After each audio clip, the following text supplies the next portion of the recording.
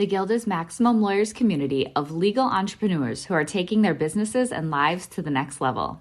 As a Guild member, you'll build relationships, be held accountable, and learn strategies specifically designed to get you unstuck and accelerate your plan for growth. Members are also granted exclusive access to masterminds hosted around the country. Our next event is coming up, and we're heading to Scottsdale, Arizona. There's something truly magical about the power of these in-person connections where real-time breakthroughs happen. Picture this. You're surrounded by like-minded law firm owners tackling your business and mindset challenges together. The energy is electric, the insights are transformative, and the results are game-changing. Investing in yourself is the best decision you'll ever make. The knowledge, strategies, and breakthroughs you'll gain are priceless assets that will supercharge your practice and propel you forward. Join the Guild and secure your ticket to Scottsdale at the best possible price by visiting maxlawevents.com. Hi, I'm Ron Payne. I'm a estate planning and business advising attorney and the CEO and managing partner of Apple Payne Law in Kernersville, North Carolina. And this is the Maximum Lawyer Podcast. All right, everybody. Well, we just had a great interview with our friend, attorney, Guild member, Ron Payne. Ron, that was a great share. I think a lot of people are going to get a lot out of it. What was your major takeaway from having sat through your own sort of mini hot seat on the podcast? It was a great experience, and it's always good to kind of talk about where you've been and where you're going, because I think by sharing your story, it helps further where you're going next on what's next in your own journey. So that was really cool, and I'm excited to hear it come back. I think you've really jumped your firm ahead since you joined the Guild for sure, and I really applaud all of your successes. I appreciate it. It has felt like a wild ride like everybody these last 2 years, but I couldn't have done it without the Guild and the large group. It's made all the difference in the world, and I'm not saying that to say it. I mean it from the bottom of my heart, man. I love you guys. All right, everybody, enjoy the show. Run your law firm the right way. This is the Maximum Lawyer Podcast. Your hosts, Jim Hacking and Tyson Mutrux. Let's partner up and maximize your firm. Welcome to the show. Welcome back to the Maximum Lawyer Podcast. I'm Jim Hacking. And I'm Tyson Mutrux. What's up, Jimmy? Tyson, we are heading on our 6th year completion of running this podcast every single week. How about that? That is quite incredible. It really is. It's hard. It honestly doesn't feel like it's been that long. It really doesn't. But that's exciting to me. I didn't know that. Before I get started, I must point out our friend Jordan Ostroff made a very nice post about the Max Law Conference in the big group, and he was shocked, I tell you, by how many people told him that they didn't even know there was such a conference. So I think that for everybody who's listening, if you really want to up your game, listen at the end of the show where Tyson gives you details on Max Law Con 2022. Tickets are going fast. We'd love to see you in St. Louis. And it's really going to be an awesome show and a great opportunity for people to take their firms to the next level. I love it. And you know what? I'm just going to go ahead and drop the link now, maxlawcon2022.com, and I'll talk more about it later too. But you know what? This reminds me, I've been meaning to do this for a while.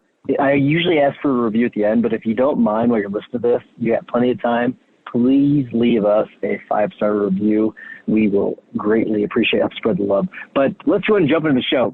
We have Ron Payne, and Jimmy, do you want to do the bio? Well, Ron will fill us all in on his story. Ron has been a great member of the Guild and a great member of the big group, and also came to the conference last year. We're really happy to have him. I've had lots of good conversations with Ron, and I think he'll be a great guest for us today. So, Ron, welcome to the show. Thanks for having me. It's cool to be on what I've been listening to for so long. 6 years, man. That's awesome. It is time. So tell us about your journey and how you got to where you are now. So I was born in California. My parents did the blow each other up style of divorce. Lawyers, counselors, therapists, guardians. If there was a thing you could have in family court in California, I had it. Ultimately, I ended up moving to live with family in North Carolina and decided to become a high school band teacher. Band was my refuge from family insanity. And so that's what I did. And after teaching for 4 years and having a couple parents make death threats, I said, wait a second, we're not getting paid for this. So I decided to go to law school, complete career change. Always said I'd never be a lawyer, but my dad said I liked arguing. So I guess it worked out. So went to law school, graduated in 2011, and there was nobody hiring. So I said, well, I'm going to start my own firm. I'm going to use Clio. It'll bundle up all of my cases nicely and tidy in one location. And I'm going to use this as my resume to become my job. 10 years, almost 11 years, dear Lord, later, here I am still running my own firm and loving the freedom of it. I started out doing mostly family law. Now I've got little kiddos, and I don't like the stress that comes with seeing little kids in custody cases who look like my little kid or my kid's age. It was too much. So I hired other lawyers to do family law, and my practice focuses on estate planning and business advising. But our firm is a whole family approach. We have niched down to 4 practice areas: family law, estate planning, business advising, and real estate closings. And we have an attorney who does real estate, 2 that do family law, and then I do estate planning and business advising. And one day I'll hire somebody to do that, but today is not that day.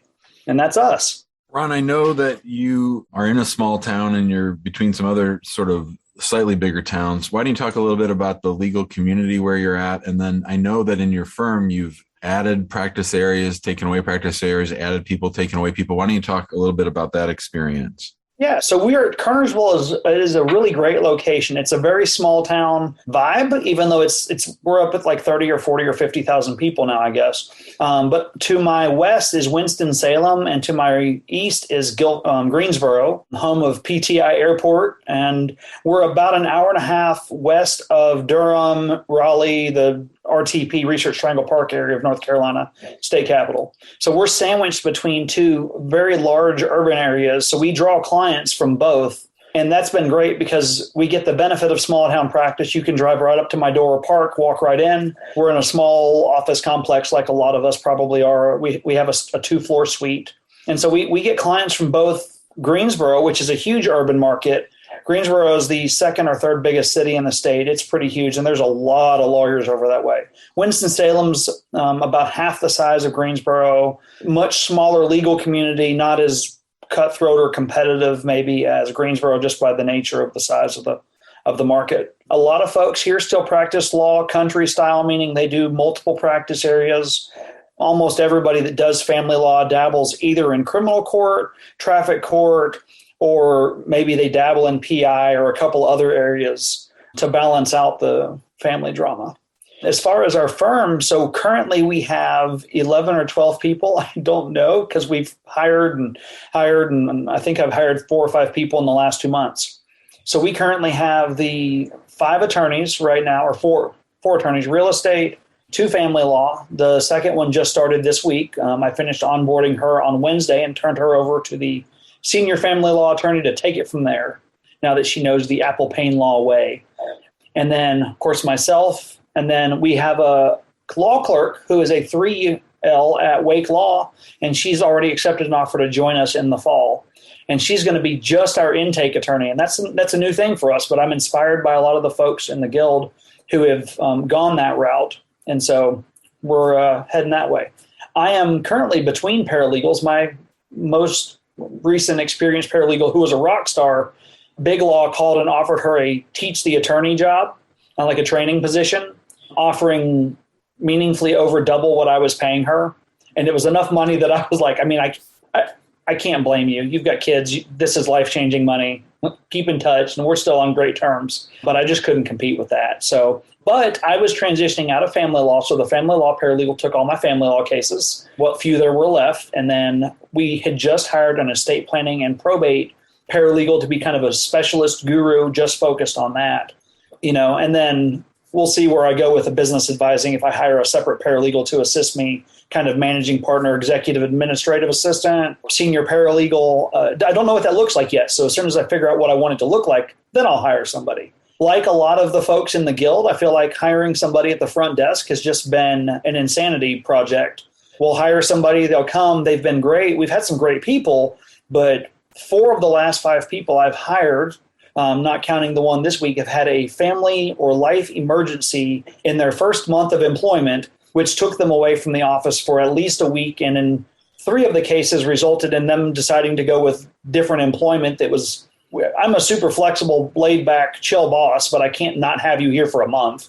And they were understanding, but it just didn't work out. So we've been hiring and hiring and hiring, but we're really good at it now. So, hey, silver linings. Yeah. Does that answer? I'm happy to keep talking about it, but I don't want to just ramble either. No, that's fantastic. No, yeah. So I wonder what has drawn you to the practice areas that you've chosen. I'm really curious about that. So family law has been a bread and money maker. And as Jim could attest if he so chose, I even asked him one time, maybe I should cut this bad boy out. And we looked at the numbers together one day on a quick phone call. And it was like, you can't do that unless you want to like set the whole house on fire. Family law has just been a great practice area for us. I'm really good at it. I just don't personally like it. So we hired people and they're doing it. I did family law for so long because I came from that family situation. And as a kid of a completely set on fire house, I just get it. I understand what folks are going through. And my teaching background allows me to speak, I think, in clear English. Maybe I talk too fast, but I explain it well. And so family law clients have been very pleased. We've been able to collect a pretty good amount of Google reviews, and that has drawn referrals and that kind of stuff to us. And then the estate planning stuff came out of the family law stuff, right? Those folks need to redo their wills when they get divorced. And I like estate planning. That's fun. It's prospective. It's not reactive necessarily to the trauma. Like divorces, you're very reacting and you're kind of playing catch up emotionally. A lot of times estate planning comes in reaction to the loss of a family member or a loved one or a friend, but also, buying a house, having a baby, adopting a child. Those are events that people go, if we just had a kid, I really need to get this estate planning thing in place. We've been talking about it for 8 years. And I really enjoy that. So we've really set the last 8 to 12 months really starting to build up that practice area. The real estate thing, so our real estate attorney was practicing family law with us. That's what he came on board to do. And after about, 8 to 12 months of family law, he said, I can't do this anymore. I can't hold hands. I don't like it. He just couldn't push himself to tell people you just need to agree and be agreeable, because in divorce law, as y'all know, people just aren't agreeable a lot of the times because there's emotional baggage they don't see through to the numbers. I said, well, what do you want to do? He said, well, I'd like to do real estate. I said, well, do some market research and get back to me. And he did. It turns out that all the real estate attorneys in our area are older than 55, most of which were over 65. And as a matter of fact, within 6 months of us starting our real estate practice, 2 of them retired. So all of a sudden, there was a spate of closings that needed to be done. And the other firms are going, well, we can get you, but it's going to be 6 to 8 weeks before we can close. Well, of course, the realtors and the owners of the houses and the buyers are all going, I can't do 6 weeks. So we kind of put out word that we could handle it sooner. And one of my good family law clients that I got from a low bono case through legal aid.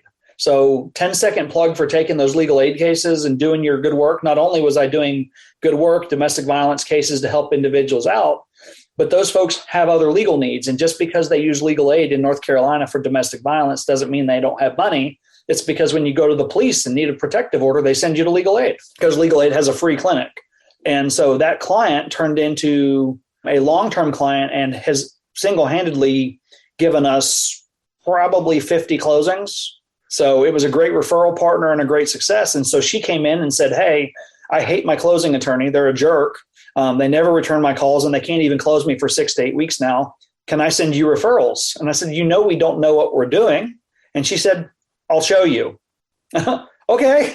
I just wanted her to show us some closings. So we picked up closing as a practice area. We're now averaging between 20 and 30 closings a month, with 30 kind of being our new baseline. This is the red line you got to get to every month. And we're operating 2 offices. The real estate office is in Winston-Salem in the big town, in the office of a luxury realtor who focuses on $500,000 and up houses. Although that meant something different 6 months ago than it does now, but there you go. So that's how we kind of got into those different practice areas. Have you ever felt overwhelmed with everything there is to do within your legal practice? How do you keep up with your legal work while making time for growing your practice and attracting clients? Do important things like deadlines and even your family fall through the cracks? This is why you should join us at the #1 conference for legal entrepreneurs, Max LawCon. We're going to be focused on helping practices scale and bringing calm to the order. This conference is curated in order to accelerate your implementation. Based on where you are in your legal practice, we're going to help you identify exactly what is most important right now. When you leave Max LawCon, you go home with complete clarity, focus, and a plan to make 2022 your best year ever. And not only your best year in terms of revenue, but your best year in terms of time. Time back with your family. More time to do the work that is in your zone of genius. Only taking the clients that you like. And more money in your pocket. It's all at the Maximum Lawyer Conference. Max LawCon is a 2-day event on Thursday, June 2nd and Friday, June 3rd in St. Charles, Missouri. Seats are filling fast. Grab yours today at www.maxlawcon2022.com.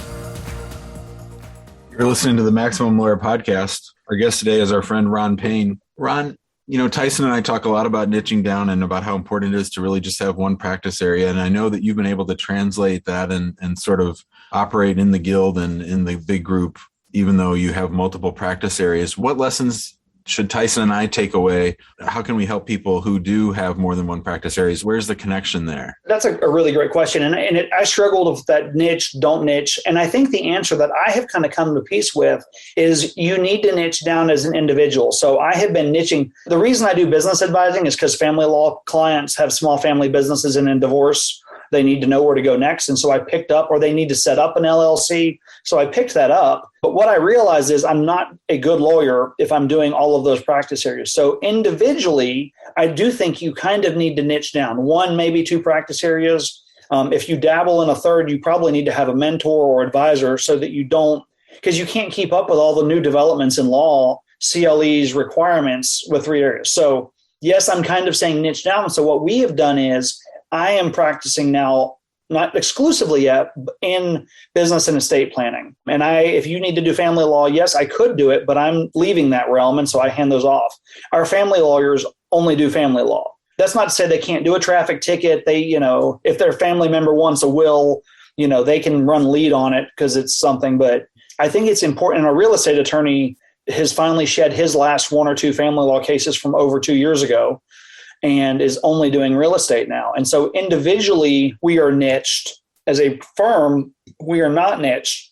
Now, the other side of that is, okay, how do you market your firm? And I think that's something that we're still growing into. We use the EOS system that a lot of guild members use, and a lot of the folks in the big group use too, along with Profit First. But mostly with EOS, in developing your market plan, you've got to have, I think, a vision for the firm at large. So we serve people in their entire lives of need. We serve individuals. So that means when you have a family, we help you with your family stuff. When you have a small family business, we help you with your family business. When your family buys a house, we help you with a house.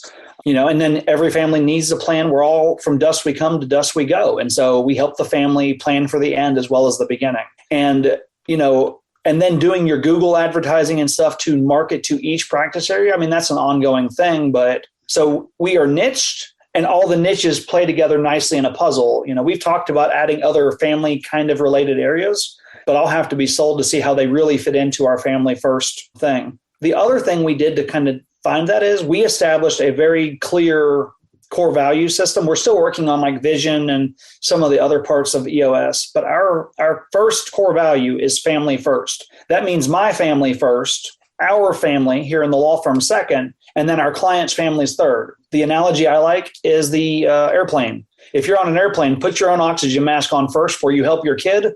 Once your kid's got an oxygen mask on, then and only then should you help others around you. If you're passed out from lack of oxygen, you're not going to be much use to the other people, much less your child next to you or the people around you. So take care of your family first, our family second, and then that'll position us to take care of our clients' families third. And that's enabled us to pull things together, I think. I really like that core value. These core values, are these things that you came up together as a firm, or did you come up with them yourself and then you sort of announced them to the firm?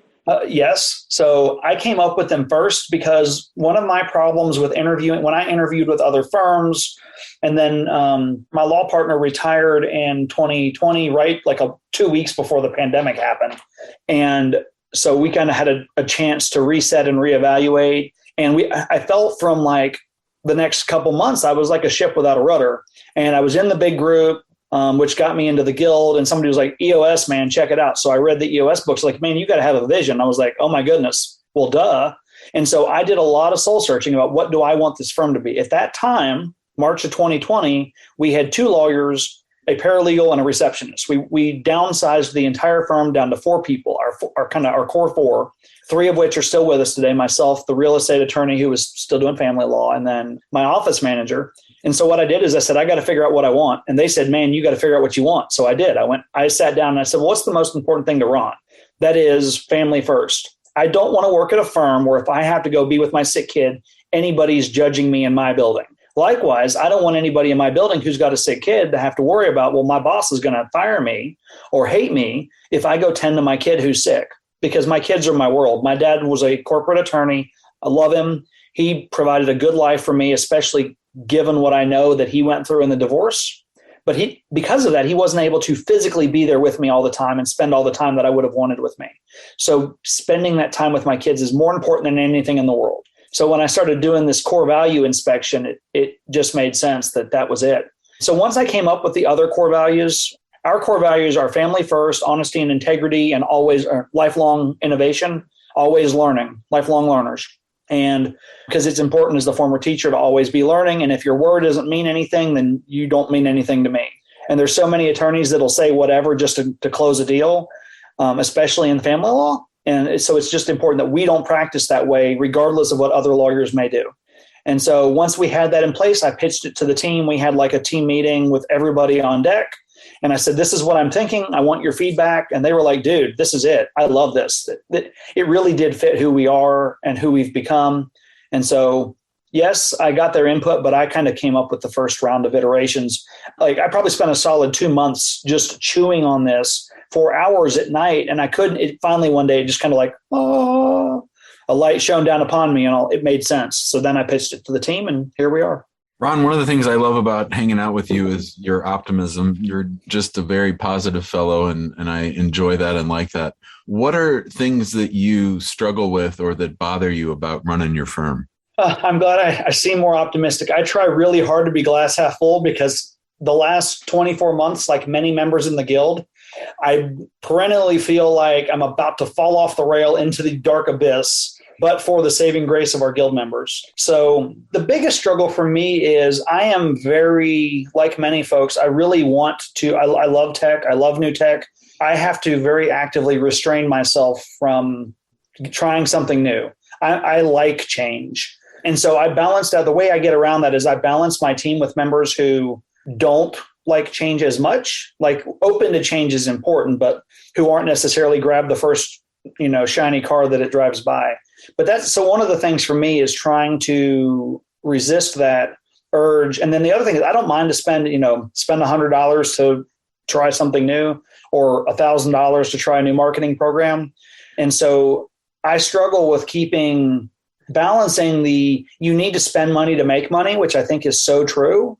But also, we've grown now. I mean, our payroll can be anywhere from is approaching like $50,000 a month or something ridiculous. And you see that number when it used to be like, if I had a $10,000 month, man, we're rolling in gas. And now, if I don't have $25,000 by the 15th, I'm like a nervous wreck. And so it's really hard to kind of keep in perspective as you grow, that those numbers grow with you and everything is bigger.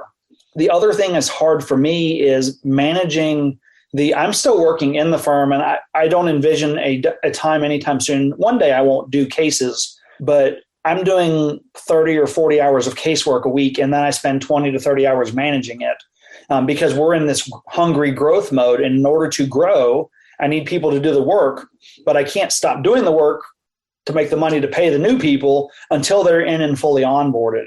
And I think balancing that is so important and just keeping a clear head. But if I would be lying if I didn't say that was terrifying and scary and all those things.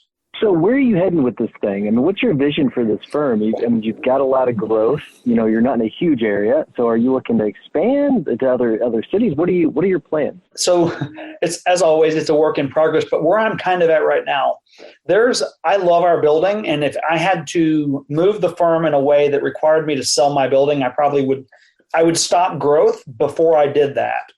With the new attorney hire, the clerk that's starting with us in August, and she's already working with us 15 to 20 hours a week as her law school schedule permits, that fills up every physical seat in our office but one.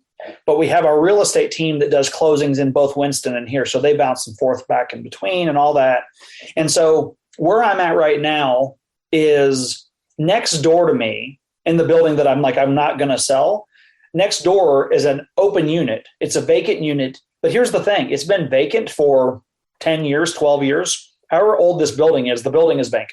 We're in like a condo or a townhouse style unit. And so the townhouse unit, condo, whatever you want to call it, next to me is empty. It's so empty, they haven't even put the drywall on the walls yet, which is great because nobody's going to buy it in that condition at its current price currently. So I want to, if I can, and I think I'll be able to, but it might be 2 or 3 years before I can do it. Hopefully sooner, but we'll see. I want to buy that unit, and then I'm going to expand our family law, estate planning, and business advising teams. Ideally, I'd like to have 1 or 2 lawyers in each of those areas. Right now, I'm building the estate planning and business advising areas to fill my book of business, and I'm still speeding up the family law folks. I'd probably hire 1 more family lawyer and maybe 2 or 3 more paralegals. Right now, it's 2 attorneys, 1 paralegal.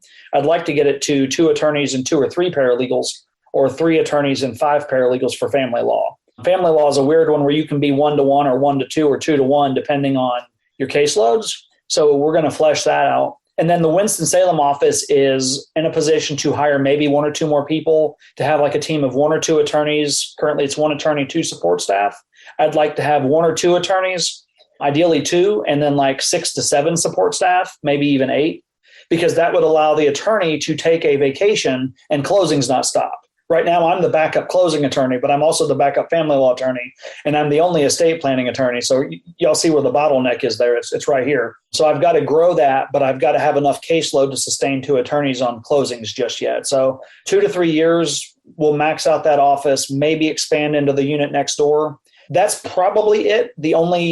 But maybe I might add a family law attorney office in Greensboro because the market there is so huge. The problem is that family law in Greensboro does not practice like family law in Forsyth County. And so even though we're geographically next door to each other, you can't actually practice, one attorney can't practice in both because the calendar systems for the courts are incompatible with each other.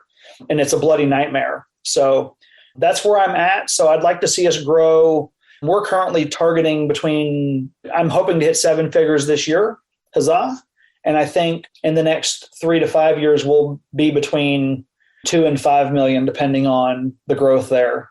Ron, you came to the conference last year. If you could tell our listeners what you got out of the conference, and then I know you're presenting at this year's conference. So why don't you tell everybody a little bit about what you're going to talk about? Awesome. Yeah, so the conference was amazing. I mean, I went expecting to get a lot out of it, but it was way better than I could have imagined. The day before the conference, I went to the mastermind. Everybody should sign up for the mastermind, but leave me 1 seat, please.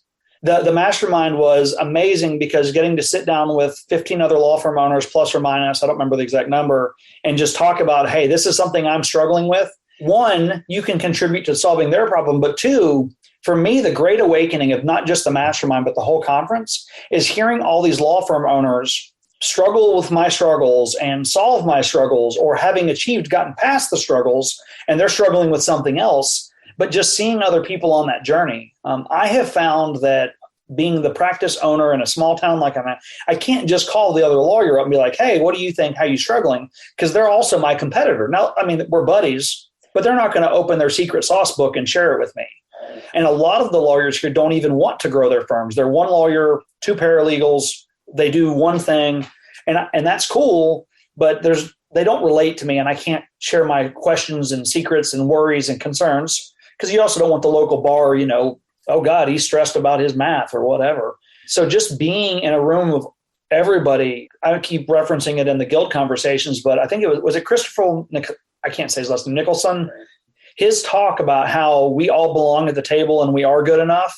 I did not expect a motivational speech to be the highlight of the conference for me outside of the mastermind, but I dang near cried in that presentation because I was like, okay, I can do this, and I just got to believe in myself and keep pushing through. If all these co-owners of businesses can do it, I can.